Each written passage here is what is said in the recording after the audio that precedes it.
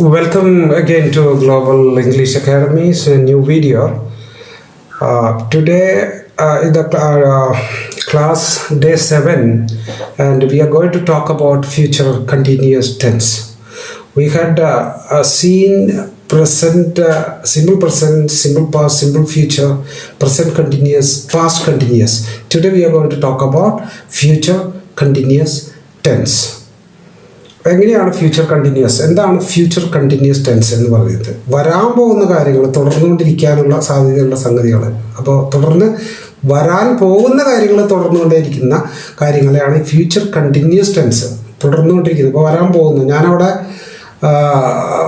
ഞാൻ ഇന്ന സ്ഥലത്ത് പോകാനായിട്ട് പ്ലാൻ ചെയ്യുന്നു. ഐ വിൽ ബി, അല്ലെങ്കിൽ ഞാൻ പോകുന്നതായിരിക്കും, പോയിക്കൊണ്ടിരിക്കുന്നതായിരിക്കും. I will be visiting Delhi next month എന്ന് പറയുന്നത്. അങ്ങനെയുള്ള സംഗതികളാണ് ഫ്യൂച്ചർ കണ്ടിന്യൂസ് ടെൻസിൽ വരുന്നത്. ഫ്യൂച്ചർ വരാൻ പോകുന്ന കാര്യമായിരിക്കും, പക്ഷെ അവിടെ നമ്മൾ തുടർച്ചയായി ചെയ്യാൻ പോകുന്ന കാര്യങ്ങൾ, അതാണ് ഫ്യൂച്ചർ കണ്ടിന്യൂസ് ടെൻസിൽ സാധാരണ വരുന്നത്. അപ്പോൾ നമ്മൾക്ക് ഇതിൻ്റെ ഇന്നലെയൊക്കെ കുറച്ച് കാര്യങ്ങൾ നമ്മൾ പറഞ്ഞിരുന്നു. എന്താണ് അത്? ഇടയ്ക്കിടയ്ക്ക് ഞാൻ നിങ്ങളെ ഓർമ്മിപ്പിക്കുന്നതായിരിക്കും.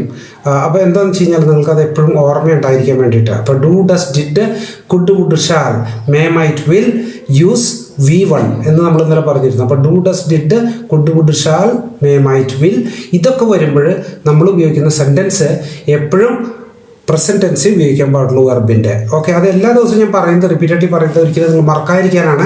നിങ്ങളത് പ്രാക്ടീസ് ചെയ്തില്ലെങ്കിൽ പോലും നിങ്ങൾക്ക് ഇടയ്ക്ക് ഇങ്ങനെ പറയുമ്പോൾ അത് ഓർമ്മ വരും. സെൻറ്റൻസ് ക്രിയേഷൻ വരുമ്പോൾ ഈ കാര്യങ്ങൾ വളരെ വ്യക്തമായിട്ട് നിങ്ങൾ ഓർമ്മയിൽ നിന്ന് കഴിഞ്ഞാൽ നിങ്ങൾക്ക് ഗ്രാമാറ്റിക് മിസ്റ്റേക്സ് വരില്ല. പിന്നെ പറഞ്ഞെന്താണ്?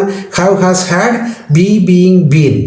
ഇപ്പോൾ present and past perfect tense, have, has, had ഉപയോഗിച്ച് വരുന്നതൊക്കെ present and past perfect and present and past continuous ടെൻസിലും ആണ് ഹാവ്, ഹാസ്, ഹാഡ് സാധാരണ വരുന്നത്. അപ്പോൾ അത് വരുന്ന അവസരങ്ങളിൽ പാസ്റ്റ് പാർട്ടിസിപ്പിൾ ഫോം മാത്രമേ ഉപയോഗിക്കാൻ പാടുള്ളൂ വെർബിൻ്റെ. അതാണ് നമ്മൾ ഇന്നലെ പറഞ്ഞത്. Be, being, been. Passive voice ഒക്കെ ഉപയോഗിക്കും കൂടുതലും ബി, ബീയിങ്, ബീൻ. ഞാൻ ഇന്നലെ പറഞ്ഞു it will be done, it is being done. ചെയ്തുകൊണ്ടിരിക്കുന്നതിന്, കണ്ടിന്യൂ ചെയ്തുകൊണ്ടിരിക്കുന്നതിനെയാണ് ബീയിങ് വെച്ചിട്ട് പറയുക. പക്ഷേ ബീയിങ് വന്നു കഴിഞ്ഞാൽ ഉടനെ നമ്മൾ പാസ്റ്റ് പാർട്ടിസിപ്പിൾ ഫോമേ ഉപയോഗിക്കാൻ പാടുള്ളൂ. ഇന്നലെ പറഞ്ഞപ്പോൾ it has been conducted, it has been implemented, past participle tense ആണ്. ഓക്കെ, അപ്പോൾ അത് രണ്ടും നമ്മൾ പറഞ്ഞിരുന്നു. ഇതും പറഞ്ഞിരുന്നു. May, might, can, could, will, would, shall, should. ഇതെങ്ങനെയാണ് ഉപയോഗിക്കണമെന്ന് പറഞ്ഞു. മേ എന്ന് പറഞ്ഞാൽ ആകട്ടെ ബ്ലെസ്സിങ്സിനൊക്കെ വേണ്ടിയിട്ട്, അല്ലെങ്കിൽ നിങ്ങൾക്ക് അങ്ങനെ വരുമാറാകട്ടെ, വരാൻ സാധ്യത ഉണ്ടാവട്ടെ, അല്ലെങ്കിൽ വരുമാറാകട്ടെ എന്നൊക്കെ പറയുന്നതാണ് മേ ഉപയോഗിച്ച് പറയാം. മൈറ്റ് അതിൻ്റെ പാസ്റ്റ് ടെൻസ് ആയിട്ട് ഉപയോഗിക്കാം. കൂടാതെ ഫോർമലായിട്ട് ഉപയോഗിക്കാനായിട്ട്, പറയാനായിട്ട് നമ്മളെക്കാളും സീനിയർ ആയിട്ടുള്ള ആൾക്കാർ, നമ്മളെക്കാളും പ്രായത്തിലധികം ഉള്ള ആൾക്കാർ, ബഹുമാനം കൊടുക്കുന്ന ആൾക്കാർ, അവിടെയൊക്കെ പറയുമ്പോൾ നമ്മൾ ഫോർമലായിട്ട് ഉപയോഗിക്കാൻ മൈറ്റ് ഉപയോഗിക്കാൻ പാടുള്ളൂ. Can, could. അപ്പോൾ ക്യാൻ്റെ പാസ്റ്റ് ടെൻസ് ആയിട്ട് ഉപയോഗിക്കാം. കുഡും അങ്ങനെ തന്നെ ഉപയോഗിക്കാൻ പാടുള്ളൂ. അതുകൂടാതെ വില്ലിൻ്റെ പാസ്റ്റ് ടെൻസ് അല്ല വുഡ്, പക്ഷേ വില്ല് ഉപയോഗിക്കുന്ന പോലെ ഇപ്പം നമ്മൾ മറ്റുള്ള ഉപയോഗിച്ച പോലെ ക്യാൻ, മേ ഉപയോഗിച്ച ആ സ്ഥലങ്ങളിൽ വില്ലിന് പകരം നമ്മൾ വുഡ് ഉപയോഗിച്ചിട്ടാണ് ഇത്തിരി ഫോർമലായിട്ട് സംസാരിക്കാനായിട്ട്. മറ്റുള്ള ചില അവസരങ്ങളിൽ ഇത് വില്ല് വുഡ് ആയിട്ട് മാറുന്നത് കാണാൻ പറ്റും നമുക്ക്. എന്ന് പറഞ്ഞു കഴിഞ്ഞാൽ നമ്മളുടെ ഇൻഡയറക്റ്റ് സ്പീച്ചൊക്കെ വരുമ്പോൾ, നമ്മൾ റിപ്പോർട്ടഡ് സ്പീച്ചിലൊക്കെ വരുമ്പോൾ അത് പിന്നീട് പറയുന്നതായിരിക്കും, ഇപ്പോഴല്ല. ഓക്കെ, അപ്പോൾ വിൽ ഉപയോഗിക്കുന്ന സ്ഥാനത്ത് നമ്മൾ കുറച്ച് ഫോർമലായിട്ട് സംസാരിക്കുമ്പോൾ, ബഹുമാന സൂചികമായിട്ടൊക്കെ സംസാരിക്കുമ്പോൾ വുഡ് ഉപയോഗിച്ച് സംസാരിക്കാൻ ശ്രമിക്കുക. ഷാലിൻ്റെ പാസ്റ്റ് ടെൻസ് അല്ല ഷുഡ്. ഷാൽ എന്ന് പറഞ്ഞു കഴിഞ്ഞാൽ നമ്മളുടെ സന്നദ്ധത, ചെയ്യാം, ആ വില്ലിങ്നെസ്, അതൊക്കെ കാണിക്കാനാണ് ഷാൽ ഉപയോഗിക്കുക നമ്മൾ. അപ്പോൾ I shall do it, I shall visit your parents next week, I shall be visiting. അതിപ്പോൾ ഫ്യൂച്ചർ കണ്ടിന്യൂസ് ടെൻസിൽ പറയുകയാണെങ്കിൽ അങ്ങനെ പറയാം. പക്ഷേ അതിൻ്റെ പാസ്റ്റ് ടെൻസ് അല്ല ഷുഡ്. ഷുഡ് ഇൻസ്ട്രക്റ്റീവ് മോഡിലുള്ള കാര്യങ്ങൾ പറയുമ്പോഴാണ് ഷുഡ് ഉപയോഗിക്കുക. യു ഷുഡ് ഡു ദിസ് എന്ന് പറഞ്ഞാൽ നീ ചെയ്തിരിക്കണം. It should be done before 12 o'clock tomorrow. Okay, നാളെ 12 മണിക്ക് ഉള്ളിൽ ഇത് ചെയ്തിരിക്കണം, ഇൻസ്ട്രക്ഷനാണത്. ഓക്കെ, മസ്റ്റിനേക്കാൾ കുറച്ച് കട്ടി കുറഞ്ഞ ഒരു ഇൻസ്ട്രക്ഷൻ മോഡൽ ഉപയോഗിക്കുന്ന സംഗതിയാണ്. മറ്റ് മസ്റ്റൊക്കെ ഉപയോഗിക്കുന്നത് കമാൻഡിങ് മോഡൽ വേണമെങ്കിൽ ഇത് ഉപയോഗിക്കാൻ കുഴപ്പമില്ല. പക്ഷേ ഇൻസ്ട്രക്റ്റീവ് മോഡാണ് ഏറ്റവും സ്യൂട്ടബിൾ ആയിട്ടുള്ള ഒരു പ്രയോഗം അതിന്, ഇങ്ങനെയുള്ള ഈ ഷുഡ് ഉപയോഗിക്കുമ്പോൾ. അപ്പോൾ ഇത്തരം കാര്യങ്ങൾ നിങ്ങൾ പഠിച്ചു, ഇടയ്ക്ക് നിങ്ങളെ ഓർമ്മിപ്പിക്കുന്നതായിരിക്കുന്നത്.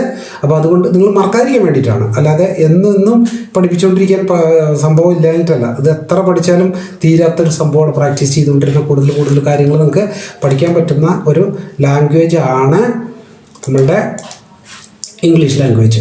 മറ്റുള്ള ഏത് ലാംഗ്വേജ് അങ്ങനെയൊക്കെ തന്നെയാണ്. നമ്മൾ കൂടുതൽ ഡീപ്പായിട്ട് അതാണ് പല ആളുകളും ലാംഗ്വേജിൽ റിസർച്ചൊക്കെ ചെയ്യുന്നത്. അപ്പോൾ സ്പെഷ്യലൈസ് ചെയ്യാൻ വേണ്ടിയിട്ട് അല്ലെങ്കിൽ ഇതിനെ പറ്റിയിട്ട് കൂടുതൽ അറിയാത്ത കാര്യങ്ങൾ കൂടുതൽ റിസർച്ച് ചെയ്ത് കണ്ടുപിടിക്കാൻ വേണ്ടിയിട്ട് മറ്റുള്ളവരുടെ കാഴ്ചപ്പാടിൽ നിന്ന് വ്യത്യസ്തമായിട്ടുള്ള എന്തെങ്കിലുമൊക്കെ ഉണ്ടോ ഈ ഭാഷയിൽ എന്നുള്ളത്. അപ്പോൾ ഒരു ലെവൽ കഴിഞ്ഞാൽ നമുക്ക് ഭാഷാ പ്രയോഗങ്ങൾ വ്യത്യസ്ത രൂപങ്ങളിൽ ചെയ്യാനായിട്ട് സാധിക്കും. അപ്പോൾ നമ്മളിന്ന് സംസാരിക്കാൻ പോകുന്നത് ഫ്യൂച്ചർ കണ്ടിന്യൂസ് ടെൻസ്.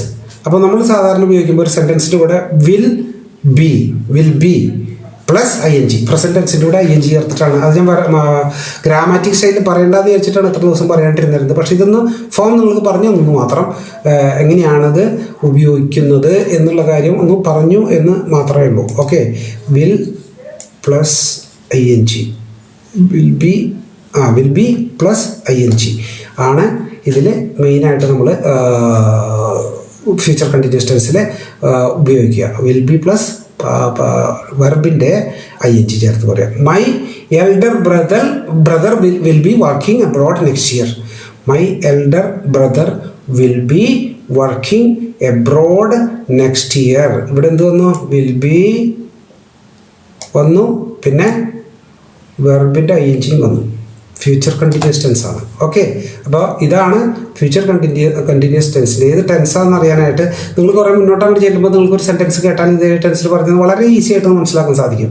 ഓക്കെ, ഈ ടെൻസുകളൊക്കെ ഒരു നമ്മൾ കുറച്ച് പഠിച്ച് ഒരു തറവായി കഴിയുമ്പോൾ നിങ്ങൾക്ക് കേൾക്കുമ്പോൾ തന്നെ ഏത് ടെൻസിലാണ് ഇവർ ഈ സെൻറ്റൻസ് പറഞ്ഞിരിക്കുന്നത് എന്ന് മനസ്സിലാക്കാൻ സാധിക്കും. വായിച്ചാൽ പെട്ടെന്ന് മനസ്സിലാക്കാൻ സാധിക്കും. അപ്പോൾ അതേ ടെൻസിൽ തന്നെ നമ്മൾ ഉത്തരം പറയാൻ ശ്രമിക്കുന്നതായിരിക്കും കൂടുതൽ നല്ലത്. അപ്പോൾ എന്താണ് ഇവിടെ പറഞ്ഞത്? My elder brother will B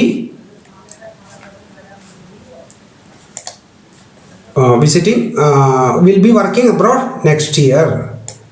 അടുത്ത വർഷമാണ്. ഫ്യൂച്ചർ ഇത് തന്നെയാണ്. അപ്പോൾ ഫ്യൂച്ചർ കണ്ടിന്യൂസ് ടെൻസ് ആണിത്. എൻ്റെ എൽഡർ ബ്രദർ, എൻ്റെ ചേട്ടൻ അടുത്ത വർഷം വിദേശത്ത് ജോലി ചെയ്യുന്നുണ്ടായിരിക്കും. ഓക്കെ, അപ്പോൾ അത് വിൽ ബി വർക്കിംഗ് എന്ന് പറഞ്ഞതിൻ്റെ അർത്ഥം അതാണ്. ഫ്യൂച്ചർ കണ്ടിന്യൂസ് ടെൻസ് ആണ്. അപ്പോൾ അതൊരു സ്റ്റേറ്റ്മെൻറ്റ് മാതിരിയാണ് പറഞ്ഞത്, ചോദ്യമല്ല. അപ്പോൾ അതിൻ്റെ ചോദ്യം നമ്മൾ എങ്ങനെ ചോദിക്കാം? Will your brother B working abroad. Will be ഉപയോഗിക്കണം എന്ന് പറഞ്ഞിരുന്നു. അപ്പോൾ അതുകൊണ്ട് വില്ല് ഫസ്റ്റ് ഉപയോഗിച്ചു. Your brother B working abroad next year എന്ന് ഈ വിൽ ബി ആൻഡ് ING അതിൽ ചോദ്യത്തിൽ എവിടെയായാലും വന്നിരിക്കണം ആ സെൻറ്റൻസിൽ. അപ്പോൾ അവിടെ ഫ്യൂച്ചർ കണ്ടിന്യൂസ് ടെൻസിൻ്റെ ഫോമിൽ വരുള്ളൂ. അതുകൊണ്ടാണ് ആ ചോദ്യത്തിൽ will your brother B working abroad next year. നിൻ്റെ ചേട്ടൻ അടുത്ത വർഷം വിദേശത്ത് ജോലി ചെയ്യുന്നുണ്ടായിരിക്കുമോ എന്നാണ് ചോദ്യത്തിൻ്റെ അർത്ഥം. അപ്പോൾ യെസ് ആണെങ്കിൽ എന്ത് പറയും? Yes my brother will B working abroad next year എന്ന് പറയാം. അല്ലെങ്കിൽ നോ ആണെങ്കിൽ എന്ത് പറയും? ഈ രണ്ട് ഉത്തരമായിരിക്കും മെയിനായിട്ട് ചെയ്യുന്നുണ്ടായിരിക്കുമോ എന്ന് ചോദിച്ചാൽ ഉത്തരം യെസ് ഓർ നോ തന്നെയേ വരുള്ളൂ. അപ്പോൾ നോ ആണെങ്കിൽ no my brother will not be working abroad next year. ഇല്ല. അപ്പോൾ എൻ്റെ നോ ആണെങ്കിൽ no my brother will not be working next year എന്ന് പറയാം. ഓക്കെ, വിൽ നോട്ട് ബി നെഗറ്റീവായിട്ടുള്ള സെൻറ്റൻസ് ആണ്. ചെയ്യുന്നുണ്ടായിരിക്കുകയില്ല എന്ന് പറയാനാണ് അത് ഉപയോഗിച്ചത്. ഓക്കെ, അപ്പോൾ അടുത്ത് ചോദിക്കുക, നമ്മൾ പ്ലൂറൽ വെച്ചിട്ട് ചോദിക്കുമ്പോൾ ഇപ്പോൾ നമ്മൾ യു അല്ലെങ്കിൽ യുവർ സെക്കൻഡ് പേഴ്സണിലാണ് നമ്മൾ ചോദിച്ചത്. അപ്പോൾ ഫസ്റ്റ് പേഴ്സൻ്റെ അല്ലെങ്കിൽ തേർഡ് പേഴ്സൻ്റെ പ്ലൂറൽ വെച്ചിട്ട് നമ്മൾക്ക് ചോദിച്ചു നോക്കാം. Will they be visiting Delhi next month. അവർ അടുത്ത മാസം ഡൽഹി വിസിറ്റ് ചെയ്യുന്നുണ്ടായിരിക്കുമോ? അടുത്ത മാസം ഡൽഹിയിൽ വിസിറ്റ് ചെയ്യുന്നുണ്ടായിരിക്കുമോ?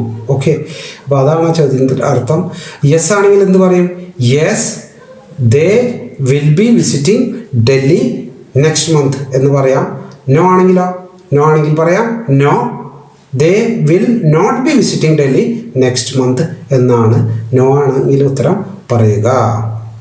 അപ്പോൾ തേർഡ് പേഴ്സൺ സിംഗുലർ ആണെങ്കിൽ ഷീ ഓർ ഹീ ആണെങ്കിൽ എങ്ങനെ പറയാം? Will she be joining the entrance classes next year. അടുത്ത വർഷം അവൾ എൻട്രൻസ് ക്ലാസ്സിൽ ജോയിൻ ചെയ്യുന്നുണ്ടായിരിക്കുമോ? Will she be joining the entrance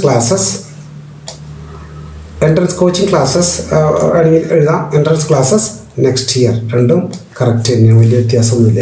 അപ്പോൾ will she be joining the entrance classes next year എന്ന് ചോദിച്ചു കഴിഞ്ഞാൽ യെസ് ഓർ നോ തന്നെയാണ് അതിൻ്റെ ഉത്തരം. അപ്പോൾ യെസ് ആണെങ്കിൽ yes comma she will be joining the entrance classes next year. Yes അല്ലെങ്കിൽ നോ നിങ്ങളുടെ ഉത്തരം വരണമെങ്കിൽ യെസ് കഴിഞ്ഞാലും അല്ലെങ്കിൽ നോ കഴിഞ്ഞാലും ഒരു കോമ ഇട്ടിട്ട് എഴുതാം. പങ്ക്ച്വേഷൻ മാർക്സ് ആണത്. ഇത് മുന്നോട്ട് പോകുമ്പോൾ നമുക്ക് IELTS OET ഒക്കെ എഴുതുമ്പോൾ ഈ പങ്ക്ച്വേഷൻസ് ഒക്കെ ഭയങ്കരമായിട്ട് നോക്കുന്ന ആളുകളാണ് അവർ. അപ്പോൾ എക്സാംസിനൊക്കെ പങ്ക്ച്വാലിറ്റിക്ക് നോക്കും. പങ്ക്ച്വേഷൻ മാർക്സൊക്കെ കറക്റ്റാണോ, എക്സ്ക്ലമേഷൻ മാർക്സ്, ക്വസ്റ്റ്യൻ മാർക്സ്, ഇതൊക്കെ സാധാരണ നോക്കാറുണ്ട്. അപ്പോൾ അത് ഇപ്പോഴേ തൊട്ട് നമ്മളൊന്ന് ശ്രദ്ധിച്ചു പോയി കഴിഞ്ഞാൽ നിങ്ങൾക്ക് ഈ സംഗതികളൊന്നും പ്രത്യേകിച്ച് ഓർമ്മ വയ്ക്കേണ്ട അല്ലെങ്കിൽ പഠിക്കേണ്ട ആവശ്യം വരില്ല. അത് ഓട്ടോമാറ്റിക്കായിട്ട് ഇങ്ങനെ നടന്നു പോയിക്കൊണ്ടിരിക്കും. ഓക്കെ, ഇപ്പോൾ നിങ്ങളൊരു സെൻറ്റൻസ് ഇംഗ്ലീഷിൽ പറയുകയാണെങ്കിൽ നിങ്ങൾക്ക് എവിടെയാണ് കോമയുള്ള സെൻറ്റൻസാണ് പറഞ്ഞ് കോമ അറിയാൻ പറ്റും. ഫുൾ സ്റ്റോപ്പ് ആണെങ്കിൽ ഫുൾ സ്റ്റോപ്പ്. നന്നായി സംസാരിക്കാൻ അറിയുന്ന അല്ലെങ്കിൽ ഇംഗ്ലീഷിനെ പറ്റിയിട്ട് കുറച്ച് പരിജ്ഞാനമുള്ള ഒരാൾ സംസാരിക്കുന്നത് കേട്ട് കഴിഞ്ഞാൽ അല്ലെങ്കിൽ പ്രസംഗിക്കുന്ന കേട്ട് കഴിഞ്ഞാൽ എവിടെയാണ് കുത്ത്, എവിടെയാണ് കോമ, എവിടെയാണ് സെമിക്കോളൻ എന്നുള്ള കാര്യങ്ങളൊക്കെ നമ്മൾക്ക് മനസ്സിലാകും. ഓക്കെ, അപ്പോൾ അത് ഒരു ലെവൽ എത്തണം. നമ്മൾ അറിയുന്ന കാര്യങ്ങൾ പെട്ടെന്ന് വിളിച്ച് പറയാൻ പാടില്ല. ഒരു പ്രാവീണ്യം കിട്ടിക്കഴിഞ്ഞാലാണ് അങ്ങനെയുള്ളൊരു ശരിക്കുള്ള ആ ഒരു പെർഫെക്ഷൻ വരിക. അപ്പോൾ ഞാൻ ഇന്നലെ പറഞ്ഞിരുന്നു, പെർഫെക്ഷൻ എന്ന് പറഞ്ഞൊരു പർട്ടിക്കുലർ പോയിന്റ് ഇല്ല. എത്ര നന്നായിട്ട് ചെയ്യുന്നു അത്രയും പെർഫെക്ഷൻ കൂടും. ഓക്കെ, എത്ര നമ്മൾ നന്നായിട്ട് ചെയ്യാൻ ശ്രമിക്കുന്നു അത്രയും പെർഫെക്ഷൻ കൂടിക്കൊണ്ടിരിക്കും. അപ്പോൾ perfection is not attainable and if you chase perfection you will end up with excellence എന്ന് ഞാൻ നേരത്തെ പറഞ്ഞിരുന്നു. അപ്പോൾ നമ്മൾ എത്ര പെർഫെക്ഷൻ കൂട്ടാൻ നോക്കുന്നു, നിങ്ങൾ ഒരു ദിവസം നിങ്ങൾക്ക് മനസ്സിലാവും നിങ്ങൾ you have reached the excellence അല്ലെങ്കിൽ എക്സലൻറ്റ് ലെവലിൽ എത്തിക്കഴിഞ്ഞിരിക്കുന്നത് നിങ്ങൾക്ക് മനസ്സിലാക്കാൻ സാധിക്കും. അപ്പോൾ നിങ്ങൾ keep chasing the perfection. Okay, അപ്പോൾ പെർഫെക്ഷന് പിന്നാലെ എപ്പോഴും നിങ്ങൾ പെർഫെക്റ്റ് ആക്കാൻ ശ്രമിക്കുക. കൂടുതലായിട്ട് സംസാരിക്കുന്നത് കൂടുതൽ പെർഫെക്റ്റ് ആക്കാൻ ശ്രമിക്കുക. കണ്ണാടിയുടെ മുമ്പിൽ ഒന്ന് പ്രാക്ടീസ് ചെയ്യാൻ പറഞ്ഞു. അതൊക്കെ നിങ്ങൾക്ക് വളരെ വ്യത്യസ്തത കൊണ്ടുവരും. നിങ്ങളുടെ ഫേഷ്യൽ റിഫ്ലക്ഷൻസ് നിങ്ങൾക്ക് പെട്ടെന്ന് മനസ്സിലാവും. നിങ്ങൾക്കത് കറക്റ്റ് ചെയ്യാൻ സാധിക്കും. ബോഡി ലാംഗ്വേജ് നിങ്ങൾക്ക് ഒരു പരിധിവരെ സെറ്റ് ചെയ്യാൻ സാധിക്കുമെന്നാണ് നമ്മളുടെ വിദഗ്ധന്മാർ പറയുന്നത്. ഓക്കെ, അപ്പോൾ അതുകൊണ്ട് അടുത്ത sentence will he be participating the seminar next week. അവൻ അടുത്ത ആഴ്ചയിൽ ആ സെമിനാറിൽ പാർട്ടിസിപ്പേറ്റ് ചെയ്യുന്നുണ്ടായിരിക്കുമോ? Will he be. അപ്പോൾ മോള് ഹി ആണ് പറഞ്ഞ് തേർഡ് പേഴ്സൺ സിംഗുലറിൽ ഒരെണ്ണം കൂടി ഹീയും കൂടി വെച്ചിട്ട് നമ്മൾ ട്രൈ ചെയ്ത് നോക്കുകയാണ്. Will he be participating the seminar next week. അവൻ അടുത്ത ആഴ്ചയിൽ അടുത്ത ആഴ്ചയിലുള്ള സെമിനാറിൽ പങ്കെടുക്കുന്നുണ്ടായിരിക്കുമോ? അപ്പോൾ എന്തായിരിക്കും? യെസ് ആണെങ്കിൽ യെസ് എന്ന് പറയാം, അല്ലെങ്കിൽ നോ എന്ന ഉത്തരം നിങ്ങൾക്ക് പറയാം. യെസ് ആണെങ്കിൽ yes he will be participating the seminar next week എന്ന് പറയാം. നോ ആണെങ്കിൽ no he will not be participating the seminar next week എന്ന് പറയാം.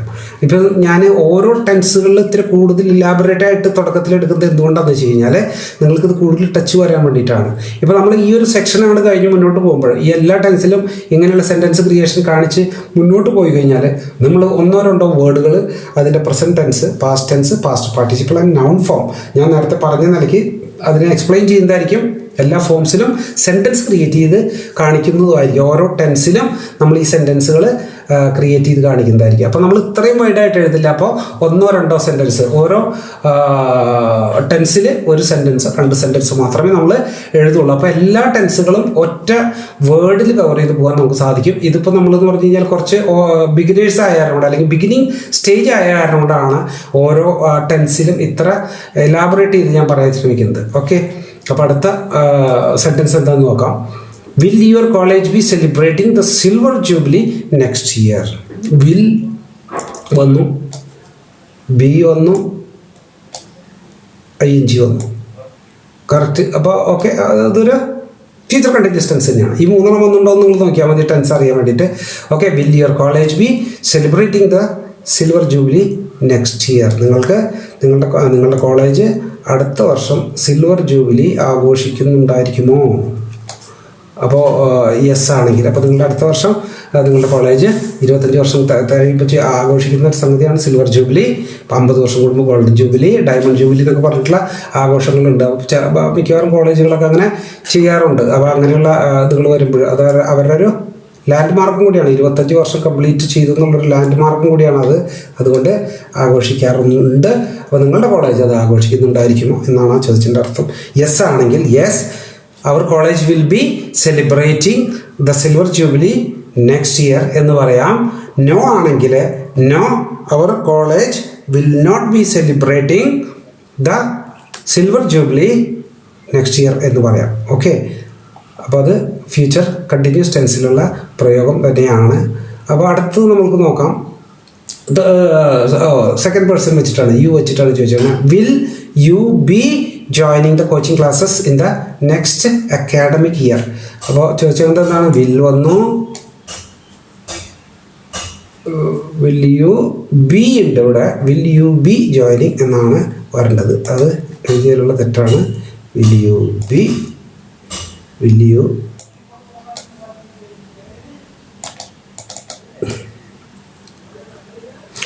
അത് വായിക്കുമ്പോൾ നിങ്ങൾ വിൽ യു ബി, ഈ മാർക്കർ സെലക്ട് ചെയ്തിട്ട് ഇതാവുന്നില്ല. അപ്പോൾ will you be joining the coaching classes in the next academic year എന്ന് വായിക്കുക. അവിടെ ഒരു ബിയും കൂടി ചേർക്കണം. അത് എഴുതിയപ്പോൾ എന്നാ മിസ്റ്റേക്കാണ്. ഓക്കെ, അപ്പോൾ അത് നിങ്ങളത് കറക്റ്റ് ചെയ്ത് വായിക്കുക. Okay, will you be joining the coaching classes in the next academic year എന്ന് പറഞ്ഞാൽ എന്താണ്?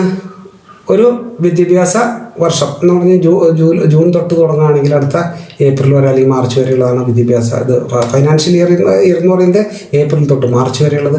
അപ്പോൾ നമ്മുടെ കലണ്ടർ ഇയർ എന്ന് പറയുന്നത് ജാനുവരി തൊട്ട് ഡിസംബർ വരെയുള്ളത്. അപ്പോൾ അതിനെല്ലാം വ്യത്യാസമുണ്ട്. അതുകൊണ്ടാണ് ഞാൻ പ്രത്യേകിച്ച് അക്കാഡമിക് ഇയറിന് നമ്മൾക്ക് അങ്ങനെയുള്ള അവസരങ്ങളിൽ വിദ്യാഭ്യാസപരമായ കാര്യങ്ങളെ പറ്റി പറയുമ്പോൾ നിങ്ങൾക്ക് അക്കാഡമിക് ഇയർ എന്നുള്ള പദം പ്രയോഗിക്കാവുന്നതാണ്. അത് നല്ലൊരു പ്രയോഗമാണ്. ഓക്കെ, അപ്പോൾ will you be joining, will you be ഉണ്ട് ഇവിടെ.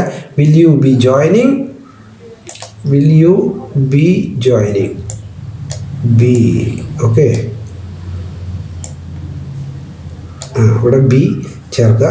Will you be joining the coaching classes in the next academic year. Okay, അപ്പോൾ അടുത്തത് എന്താണെന്ന് നോക്കാം.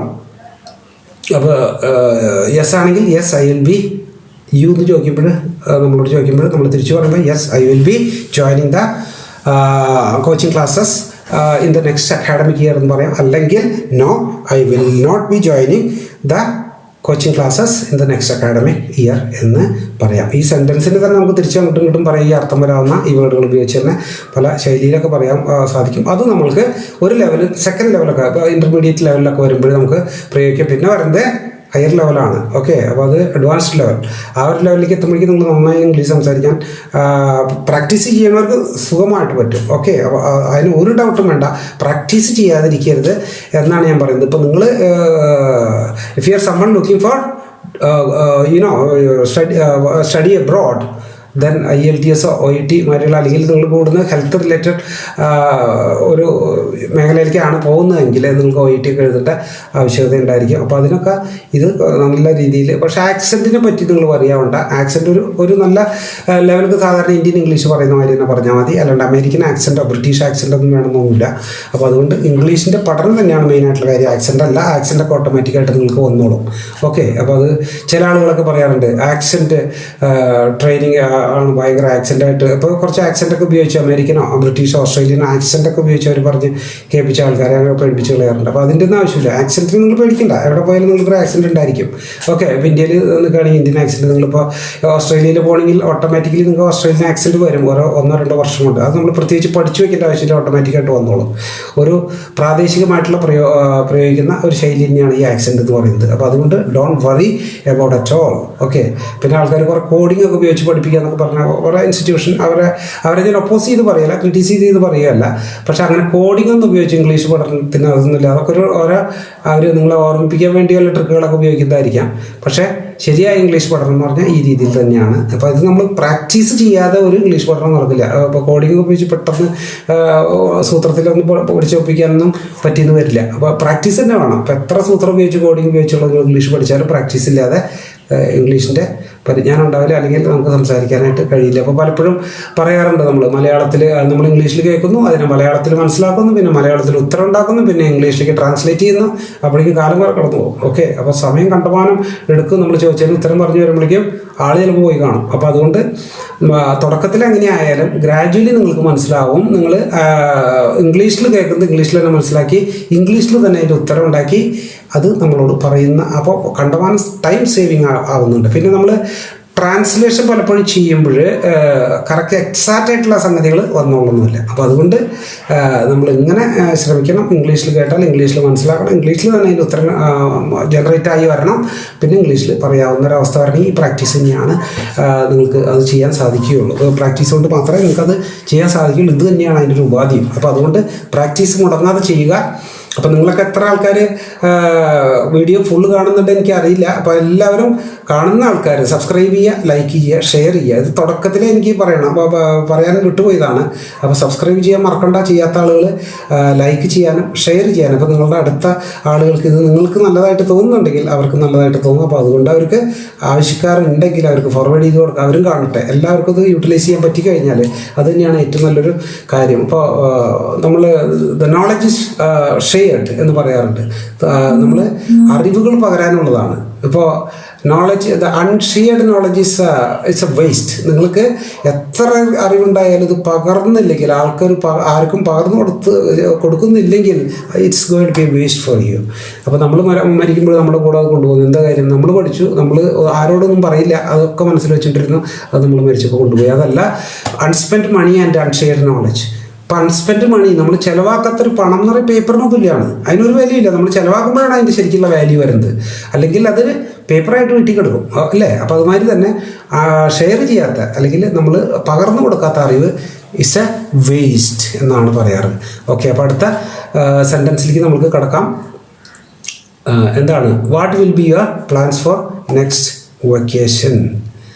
അപ്പം നിൻ്റെ അടുത്ത വെക്കേഷനിൽ എന്തൊക്കെയായിരിക്കും, എന്ത് ചെയ്യാനാണ് ഉദ്ദേശിക്കുന്നത് എന്താണ് ചോദിക്കുന്നത്. What will be your plans for next vacation? നിങ്ങളുടെ അടുത്ത വെക്കേഷൻ വരുമ്പോൾ എന്ത് ചെയ്യാനാണ് ഉദ്ദേശിക്കുന്നത് എന്നാണ് ചോദിക്കുന്നത്. അപ്പോൾ അതിൻ്റെ ഉത്തരം എന്താണെന്ന് വെച്ച് കഴിഞ്ഞാൽ പറയാം, I'm planning to visit so and so tourist centres, അല്ലെങ്കിൽ ബാങ്കോക്ക്, ഫുക്കട്ട്, സിംഗപ്പൂർ, അല്ലെങ്കിൽ മൗറീഷ്യസ്. അത് നിങ്ങളുടെ കപ്പാസിറ്റിക്കും നിങ്ങളുടെ ഇഷ്ടത്തിനും അനുസരിച്ചുള്ള സ്ഥലങ്ങൾ പറയാം. I'm planning to visit, I will be visiting, അല്ലെങ്കിൽ ഐ എം പ്ലാനിങ് എന്നുള്ളതിന് നേരെ തിരിച്ചും പറയാം നമുക്ക്. ഐ വിൽ ബി വിസിറ്റിംഗ്, അതിൽ വിൽ ബി കണ്ടിന്യൂസ് ടെൻസും വന്നാൽ മതി. ഓക്കെ, അപ്പോൾ I will be visiting Mauritius during my next vacation എന്ന് പറയാം നിങ്ങൾക്ക്. അപ്പോൾ അടുത്ത ചോദ്യം, അപ്പോൾ നമ്മൾ ക്വസ്റ്റ്യൻ വേർഡുകൾ വെച്ചാണ് നമ്മളിപ്പോൾ ചെയ്യുന്നത്. അപ്പോൾ ക്വസ്റ്റ്യൻ വേർഡ് വെച്ച് ചെയ്യുമ്പോൾ വാട്ട് ചോദിച്ചു, when will you be visiting your parents next? ഇപ്പോൾ ഹോസ്റ്റലിലൊക്കെ താമസിക്കുന്ന കുട്ടികൾ, പഠിക്കുന്ന കുട്ടികളാണെങ്കിൽ അവർക്ക് വെക്കേഷൻ ടൈമിൽ മാത്രമേ പാരൻസിനെയൊക്കെ വിസിറ്റ് ചെയ്യാൻ സാധിക്കുകയുള്ളൂ. അപ്പോൾ അങ്ങനെയുള്ളൊരു അവസരം നമ്മൾ കൂട്ടിക്കോളൂ. അപ്പോൾ നമ്മളൊരു സെൻറ്റൻസ് ക്രിയേഷൻ മാത്രമായിട്ട് ചെയ്തതാണ്. അപ്പോൾ when will you be visiting, when will you be visiting your parents next. അടുത്ത എപ്പോഴാണ്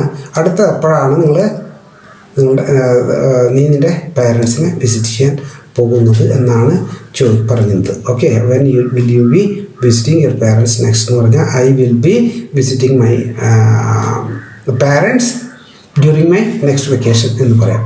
അപ്പോൾ ഞാൻ പോകുന്നില്ല എന്ന് പറയാം.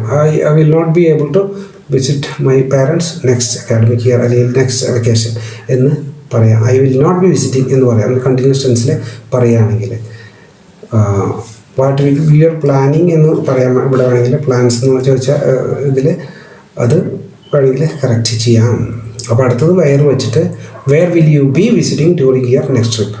എവിടെ ആയിരിക്കും നീ വിസിറ്റ് ചെയ്തുകൊണ്ടിരിക്കുക, അല്ലെങ്കിൽ ചെയ്യാൻ പ്ലാൻ ഇട്ടുകൊണ്ടിരിക്കുന്നത്? എവിടെയായിരിക്കും നിൻ്റെ നെക്സ്റ്റ് ട്രിപ്പിൽ നീ വിസിറ്റ് ചെയ്യാൻ പോകുന്ന സ്ഥലം എന്നാണ് ചോദിച്ചത്. Okay, where will you be visiting? അപ്പോൾ പറയാം ഐ വിൽ ബി വിസിറ്റിംഗ് ഏതാണ്, US അല്ലെങ്കിൽ ഓസ്ട്രേലിയ, അല്ലെങ്കിൽ I be visiting my sister in UK എന്ന് വേണമെങ്കിൽ പറയാം. ഡ്യൂറിങ് മൈ നെക്സ്റ്റ് ട്രിപ്പ് എന്ന് വേണമെങ്കിൽ പറയാം. അപ്പോൾ അതും ഫ്യൂച്ചർ കണ്ടിന്യൂസ് ടെൻസാണ് പറയുന്നത്. അപ്പോൾ അടുത്ത് വാട്ട് വച്ചിട്ട് നമുക്കൊരു സെൻറ്റൻസ് ക്രിയേറ്റ് ചെയ്ത് നോക്കാം. What will be your next travelling budget. അപ്പോൾ നിങ്ങളുടെ നിൻ്റെ ട്രാവലിംഗ് ബഡ്ജറ്റ് എത്രയായിരിക്കും? ഇപ്പോൾ പല ആൾക്കാർക്കും പല ഇപ്പോൾ നമ്മൾ ടൂർ പാക്കേജ് തന്നെ കണ്ടു കഴിഞ്ഞാൽ ചിലത് 50,000. അപ്പോൾ ദൂരവും ആ എക്സ്പെൻസും ബേസ് ചെയ്തിട്ടാണ് അവർ അതിൻ്റെ ബഡ്ജറ്റിംഗ് ചെയ്യുന്നത്. അപ്പോൾ അതുകൊണ്ട് നിൻ്റെ ബഡ്ജറ്റ് എന്തായിരിക്കും അടുത്ത പ്രാവശ്യം ഉള്ള ഇതിൻ്റെ ട്രാവലിങ്ങിൻ്റെ? അപ്പോൾ എന്തായിരിക്കും ഉദ്ദേശിക്കുന്നത്? ഇപ്പോൾ എവിടെയാണ് നമ്മൾ വിസിറ്റ് ചെയ്യാൻ ഉദ്ദേശിക്കുന്നത്? ദൂരമാണെങ്കിൽ ഇപ്പോൾ രാജ്യത്തിന് പുറത്താണെങ്കിൽ കൂടും, രാജ്യത്തിൻ്റെ ഉള്ളിൽ തന്നെ ഇപ്പോൾ നമ്മുടെ സ്റ്റേറ്റിൻ്റെ ഉള്ളിൽ തന്നെയാണെങ്കിൽ കുറച്ച് കുറഞ്ഞ് കിട്ടും. അപ്പോൾ ട്രാവൽ ചെയ്യാനുള്ളതും അവിടുത്തെ എക്സ്പെൻസ് എന്ന് പറഞ്ഞു കഴിഞ്ഞാൽ ഒരു സ്റ്റേ ചെയ്യണമെങ്കിൽ കുറച്ച് ഫുഡിൻ്റെ.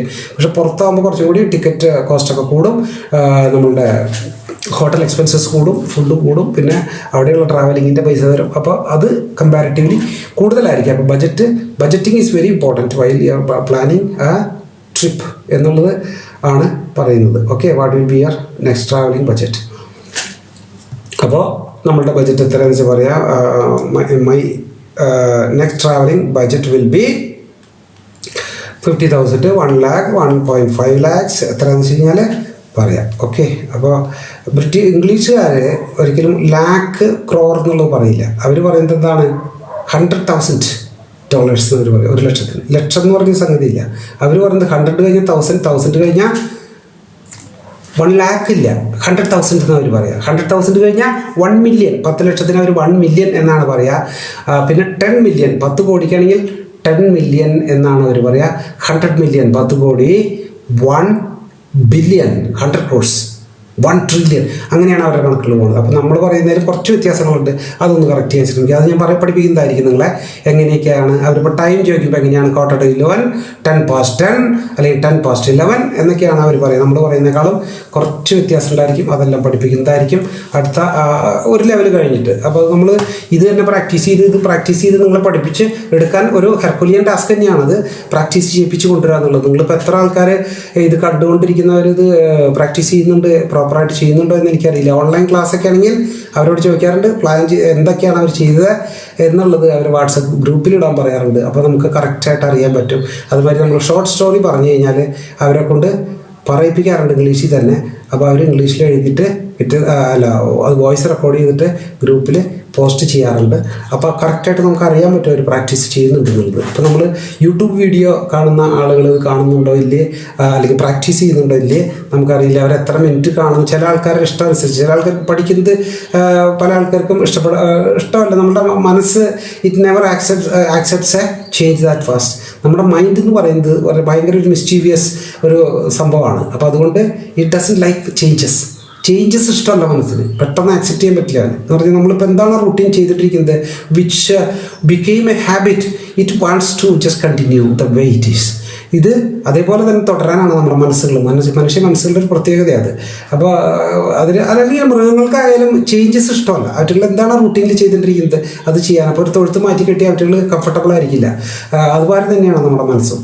നമ്മൾക്ക് പുതിയതായിട്ടൊരു കാര്യം ചെയ്യുമ്പോൾ അതിലേക്ക് സെറ്റായി വരാൻ കുറച്ച് ദിവസം എടുക്കും, ഒരാഴ്ചയ്ക്ക് എടുക്കും, നമ്മൾ 2 ആഴ്ചയ്ക്ക് എടുക്കും. പുതിയൊരു കോളേജിൽ ജോയിൻ ചെയ്തു, അവിടെ എല്ലാവരുമായിട്ട് മിങ്കിൾ ചെയ്ത് സെറ്റായി വരാൻ 1 ആഴ്ച 2 ആഴ്ച ചിലപ്പോൾ 1 മാസം എടുത്തു വരും, ഹോസ്റ്റൽ റൂമിൽ അഡ്ജസ്റ്റ് ആവാനായിട്ട്. അതുമാതിരി പുതിയ എൻവയൺമെൻറ്റിൽ പോകുമ്പോൾ അവിടെ സെറ്റ് ആവാനായിട്ട് കുറേ സമയം എടുക്കും. അതുകൊണ്ട് നിങ്ങൾ സെറ്റായി വരാൻ കുറച്ച് സമയം എടുത്തേക്കാം. പക്ഷേ നിങ്ങളത് ഫോഴ്സ്ഫുള്ളി നിങ്ങളതൊരു ഡിറ്റർമിനേഷൻ മാതിരി എടുത്തുകൊണ്ട് നിങ്ങളത് പക്ക ഞാൻ ചെയ്തിരിക്കും, I do it and I learn English what ever happens, I will just make sure that it happens എന്ന് നിങ്ങൾ തീരുമാനിച്ചു കഴിഞ്ഞാൽ നിങ്ങൾക്ക് തീർച്ചയായിട്ടും ചെയ്യാൻ സാധിക്കും. അപ്പോൾ അടുത്ത sentence who will be travelling with you, what will be your next travelling budget ചോദിച്ചു. Who will be travelling with you എന്ന് ആണ് അടുത്തത് ചോദിക്കുന്നത്. അപ്പം നിൻ്റെ കൂടെ ആരായിരിക്കും യാത്ര ചെയ്യാൻ പോകുന്നത് എന്നാണ് ഈ ചോദ്യത്തിൻ്റെ അർത്ഥം. അപ്പോൾ ആരായിരിക്കും ഇപ്പോൾ ട്രിപ്പ് പോകുമ്പോൾ ആരെങ്കിലും കൂടെ ഉണ്ടായിരിക്കുമോ, അതിൽ ചേട്ടനുണ്ടായിരിക്കോ, അമ്മയോ അച്ഛനോ ആരെങ്കിലുമൊക്കെ ഉണ്ടായിരിക്കോ എന്നുള്ളത് ജസ്റ്റ് നമ്മൾ സെൻറ്റൻസ് ക്രിയേറ്റ് ചെയ്യാൻ ചോദിക്കുന്നതാണ്. ഇപ്പോൾ പല കാര്യങ്ങളും നമുക്ക് അറിഞ്ഞിട്ട് വലിയ പ്രയോജനമില്ലെങ്കിലും ഇതിനൊക്കെ പ്ലസൻട്രീസ് എന്ന് പറഞ്ഞ സംഗതി കൂടെ ഉണ്ട്. അതെല്ലാം ഞാൻ ഒരു ലെവൽ കഴിഞ്ഞതിന് ശേഷം നിങ്ങളെ ഈ ഗുഡ് മോർണിംഗ് പറയുന്നത്, ഗുഡ് ഈവനിങ് പറയുന്നത്, ഇതൊക്കെ പ്ലസൻട്രീസ് ആണ്. ഹൗ ആർ യു എന്നൊക്കെ ചോദിക്കുന്നത് പ്ലസൻട്രീസ് എന്നാണ് ഞാൻ പറയുക. അപ്പോൾ അത് നമ്മൾ ഒരു ലെവൽ കഴിഞ്ഞിട്ട് പറയുന്നതായിരിക്കും. അപ്പോൾ who will be travelling with U during your next trip തന്നെയാണ് ഉദ്ദേശിക്കുന്നത്. ഓക്കെ, അപ്പോൾ അത് നിൻ്റെ കൂടെ ആരായിരിക്കും അടുത്ത പ്രാവശ്യം യാത്ര ചെയ്യുക എന്നാണ് ചോദിക്കുന്നത്. അപ്പോൾ ആരാന്ന് വെച്ച് കഴിഞ്ഞാൽ my brother will be accompanying me, അല്ലെങ്കിൽ will be travelling with me during my next trip എന്ന് വേണമെങ്കിൽ പറയാം. അല്ലെങ്കിൽ nobody will be travelling with me during my next trip I will be alone, I will be travelling alone എന്ന് വേണമെങ്കിൽ ഉത്തരം പറയാം. അത് ഓരോ ഇറ്റ് ഡിപ്പെൻസ്. അപ്പോൾ നിങ്ങൾ എന്താണ് പറയാൻ ഉദ്ദേശിക്കുന്നത് അതനുസരിച്ച് നിങ്ങൾക്ക് സെൻറ്റൻസ് വരണം. ആ ഒരു ലെവലിൽ എത്തുന്നവരെ നമ്മൾ ചേസ് ചെയ്തുകൊണ്ടിരിക്കുക, അതിനെ പ്രാക്ടീസ് ചെയ്തുകൊണ്ടിരിക്കുക.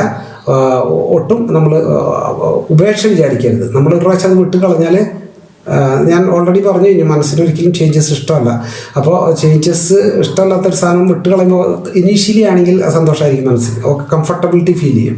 അപ്പോൾ നമ്മളൊരിക്കലും we never try to peep out of the comfort zone that we have created during your lifetime. അപ്പോൾ നമ്മളൊരു കംഫർട്ട് സോണിൻ്റെ ഉള്ളിൽ ജീവിക്കുന്ന ആൾക്കാരാണ്. ഒരു മതിൽക്കെട്ടിൻ്റെ ഉള്ളിൽ, ഒരു കംഫർട്ട് സോണിൻ്റെ മതിൽക്കെട്ടിൻ്റെ ഉള്ളിൽ കംഫർട്ടബിലിറ്റി ഫീൽ ചെയ്തുകൊണ്ട് ജീവിക്കുന്ന ആൾക്കാരാണ്. വി ഡോണ്ട് ലൈക്ക് ചേഞ്ചസ് എന്നുള്ള അർത്ഥത്തിൽ. But once you start peeping out of this comfort zone, you will find that your world is going to be enlarging, expanding എന്നുള്ള കാര്യം നിങ്ങൾക്ക് അറിയാൻ കഴിയുന്നുള്ളത് തന്നെയാണ് പറയുന്നത്. അപ്പോൾ അടുത്ത sentence, whom will you planning to give a surprise gift to? who